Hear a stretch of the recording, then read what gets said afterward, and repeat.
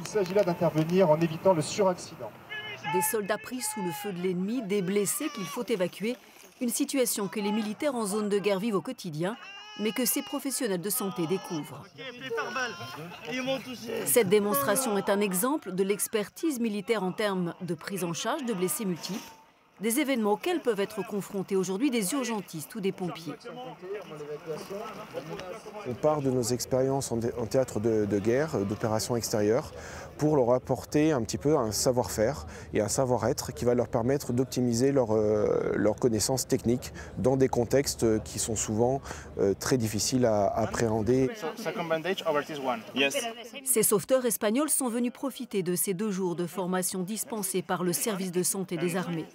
Leur pays, tout comme la France, vit aujourd'hui en permanence sous la menace terroriste. Quels que soient les services de secours, tous ces soignants peuvent être amenés à gérer des victimes d'attentats.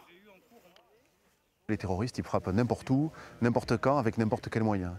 Donc on ne sait pas quelle sera la prochaine attaque, un couteau, une kalachnikov, une bombe, un véhicule. Pour nous, c'est à l'armée qu'on apprend son expertise, c'est à l'armée qu'on apprend vraiment la manière de traiter ces patients-là. Jeune urgentiste au SAMU, Rémi Vinas est titulaire d'une capacité en médecine de catastrophe.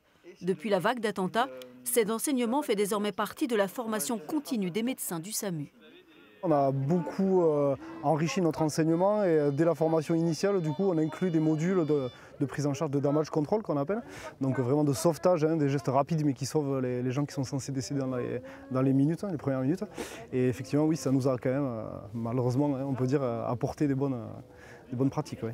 Tu lui as posé un garrot et surtout tu as communiqué. Très bien, parce que la communication... Signe d'une prise de conscience, médecins et secouristes sont de plus en plus nombreux à s'engager comme réservistes dans l'armée pour participer à l'effort national contre le terrorisme.